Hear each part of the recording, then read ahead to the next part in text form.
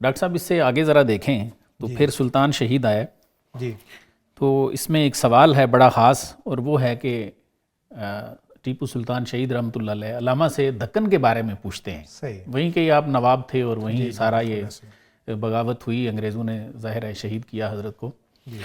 تو میں یہ پڑھ دیتا ہوں حضرت کی جو ٹیکسٹ ہے وہ بھی. تو سلطان شہید فرماتے ہیں بقول اقبال، چوں بروید آدم از مشتے گلے، کہ جب مٹی کی مٹھی سے آدم پیدا ہوتا ہے، با دلے با آرزوئے در دلے، تو فرماتے ہیں کہ دل لے کے پیدا ہوتا ہے اور آرزوؤں والا دل لے کے پیدا ہوتا ہے. ٹھیک ہے. پھر فرماتے ہیں کہ لذت اسیاں چشیدن کار اوست، اس انسان کا کام کیا ہے؟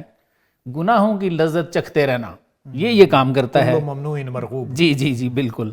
غیر خود چیزیں ندیدن کار اوست، اور اپنے علاوہ اور باقی چیز کوئی نہیں دیکھتا ویکھتا. یہ پھر یہ بڑی مزے کی بات کرتے ہیں. سلطان فرماتے ہیں زاں کے بے اسیاں خودی نایت بدست، فرماتے ہیں مجھے پتہ ہے گناہ کے بغیر خودی بیدار نہیں ہوتی.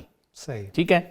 تو تا خودی نایت بدست آج شکست، اور جب تک خودی بیدار نہ ہو تو بندے کو شکست ہو جاتی ہے.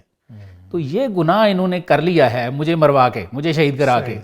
تو یہ بتاؤ، اب آگے وہی ہے. فرماتے ہیں زائر شہر و دیارم بودئی، میرے شہر اور دیار کو آپ وزٹ کرنے والے رہے ہو ہے اقبال. چشم خدرہ بر مزارم سودئی، اور میرے مزار پہ بھی آپ کی آنکھیں پڑی ہیں. اے شناسائے حدود کائنات، کائنات کی حدوں کو جاننے والے ہو.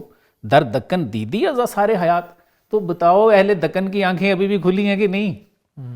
کچھ اٹھ رہے ہیں کہ نہیں؟ تو سر یہ بتائیں کہ زندہ رود کیا جواب دیتے ہیں اس کا؟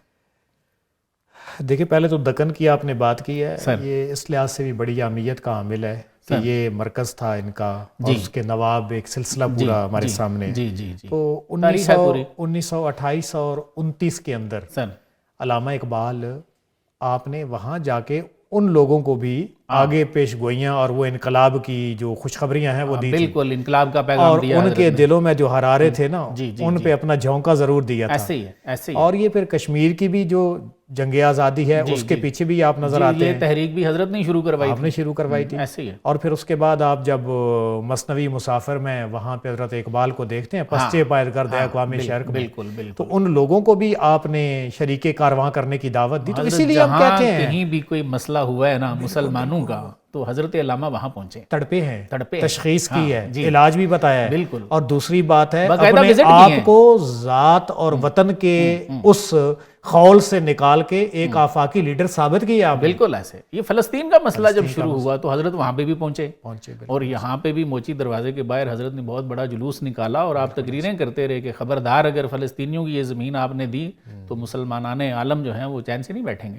تو وزٹ بھی کیا. اب ہم آتے ہیں زندہ رود نے اس دکن کے بارے میں جو سوال کیا سلطان شہید نے. آپ کہتے ہیں کہ یہ جو ہے نا کہ جنگ ان کو انقلاب کی میں نے دعوت دی 1928-29 میں، اس کے کانٹیکسٹ میں ایک ادھر ہی مکنی آنو وہ ہے کنایا ادھر جا رہا ہے، تخم اشک ریختن اندر دکن. تو علامہ صاحب فرماتے ہیں کہ دکن میں جا کے میں نے آنسوؤں کے بیج بو دیے ہیں. بیج بو دیے. لالہا رویت یہ زیخاکے آن چمن، فرماتے ہیں اس چمن کی خاک سے پھول ضرور اگیں گے اب.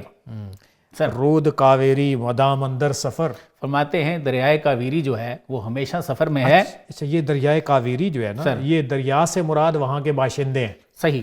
یہ بھی کنایا ہے. یہ بھی کنایا ہے. بالکل ایسے ہے. اور اس کے بعد کہتے ہیں دیدہ ام در جانے او شورے دیگر، فرماتے ہیں کہ دریائے کاویری کے دل میں، یعنی اہل دکن کے دل میں یہ کنایا ہے. تو فرماتے ہیں میں نیا شور دیکھ رہا ہوں، یہ اٹھیں گے یہ بھی. اچھا بعض اس کو نا ایک اور بھی ٹرم بولی جاتی ہے مجاز مرسل. صحیح. مجاز مرسل یہ ہوتا ہے کہ آپ اس مکان اور اس کو ذکر کر کے مکی مراد لے رہے ہیں. بالکل ٹھیک. تو یہ وہاں کیا جو دریائے کاویری ہے جی، اس سے اور اس کی جو پوری کی پوری جو ہے نا وہ جو موجیں ہیں اس سے مراد وہ لوگ اور ان کے جذبات لے رہے ہیں، اور پوری تشبیہ تمثیل کی بھی کیفیت ہے. تو بہت ساری اصناف اس کے اندر ادبی بھی موجود ہے. بالکل صحیح ہے.